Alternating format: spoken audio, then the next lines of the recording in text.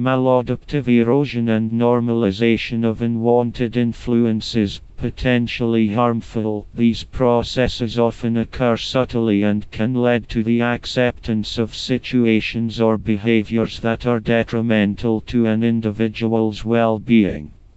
3.2.1 Boundary creep.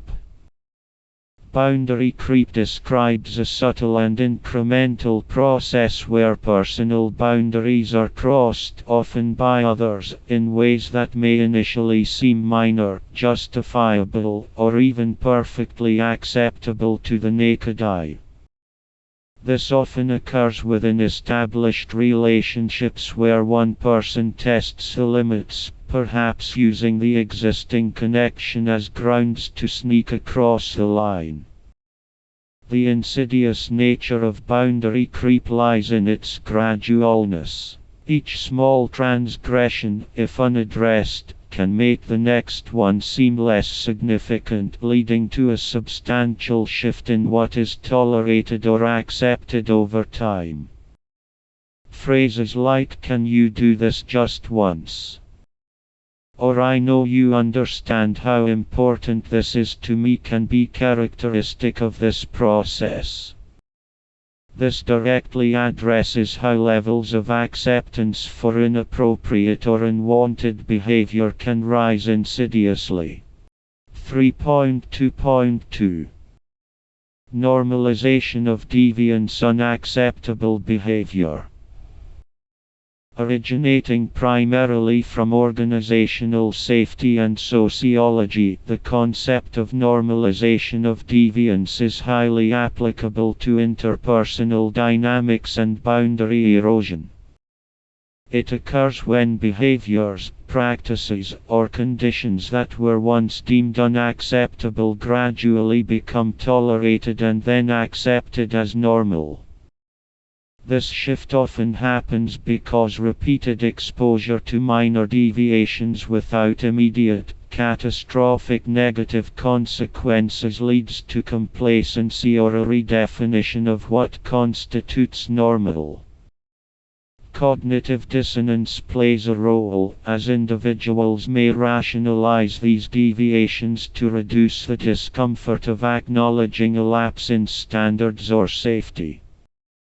In interpersonal relationships, if minor boundary violations are consistently ignored or tolerated, they can become the new baseline, leading to a progressive erosion of personal limits and an increased acceptance of previously unacceptable treatment.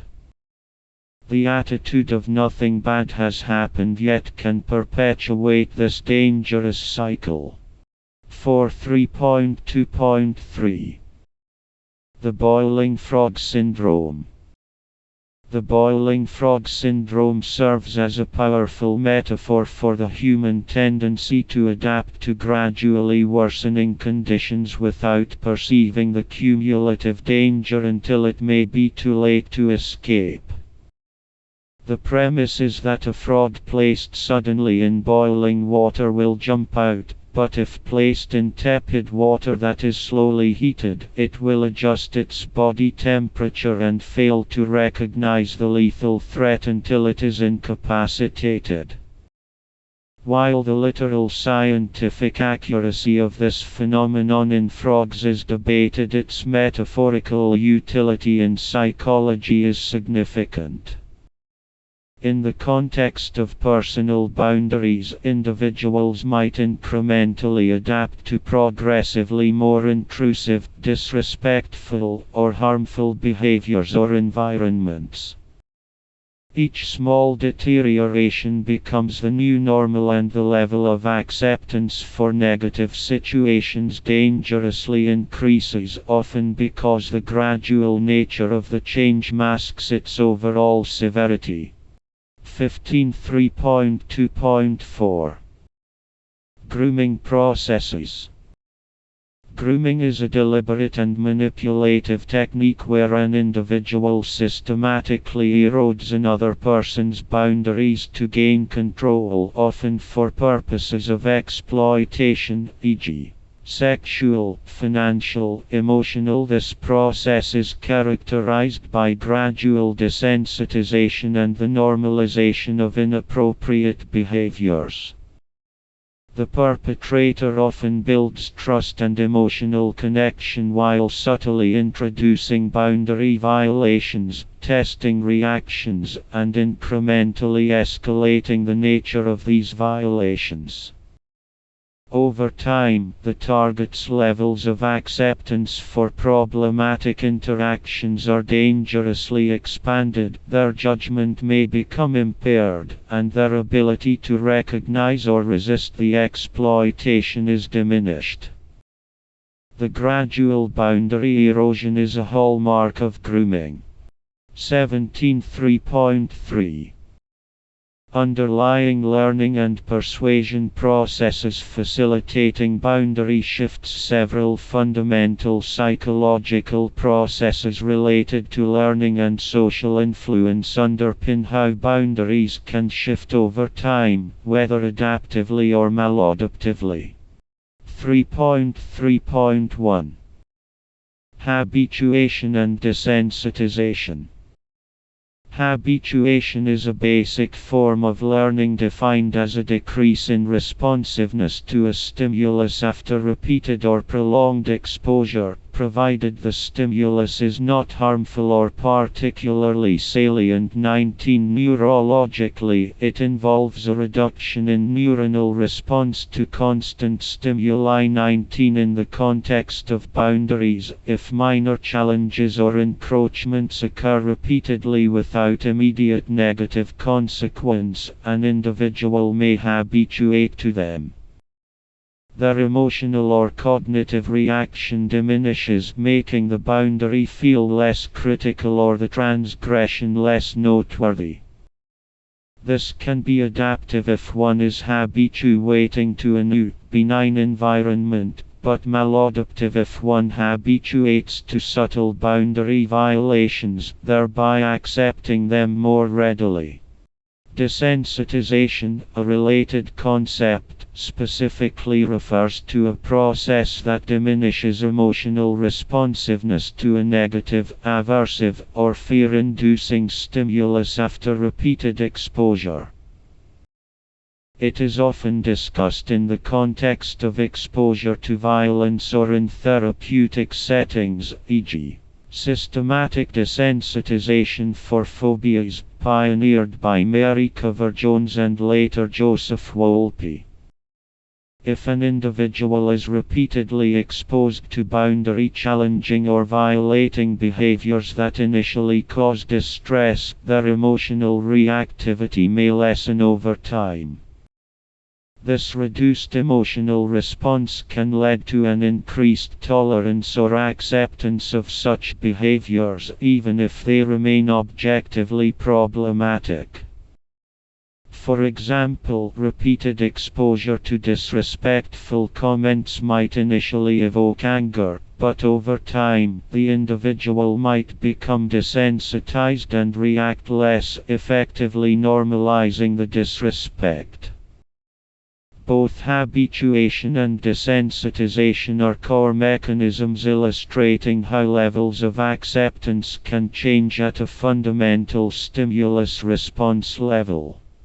3.3.2 Foot in the door technique, fight, and incremental commitment. The foot in the door technique is a social influence strategy where gaining compliance with a small initial request significantly increases the likelihood of compliance with a subsequent, larger request, one that might have been refused if asked for outright. This technique leverages the human desire for consistency. Once an individual has agreed to a small action or commitment, they are more likely to behave consistently with that initial agreement when faced with a larger, related request. Relatedly, the principle of incremental commitment suggests that a series of small agreements or commitments can build psychological momentum towards a larger, ultimate commitment. Each small yes reinforces a pattern of compliance and can alter self-perception, e.g., I am a helpful person, I am open to this. In the context of personal boundaries, fight and incremental commitment can explain how an individual might gradually concede more and more ground. Minor, seemingly innocuous boundary adjustments or concessions can pave the way for accepting larger, more significant boundary shifts or violations over time. The initial small yes makes it psychologically harder to say no later. It is noteworthy that similar underlying psychological mechanisms, such as habituation or the principle of incremental progression, can be implicated in both constructive boundary expansion, e.g., gradually adapting to new challenges in the stretch zone, and detrimental boundary erosion, e.g., gradually becoming accustomed to minor boundary violations in boundary creep. The ultimate outcome, positive or negative, is not dictated by the gradual nature of the change itself. Instead, it is shaped by crucial contextual factors including the individual's level of agency and awareness, the inherent nature of the stimuli or interpersonal interactions involved, and the prevailing power dynamics within the relationship.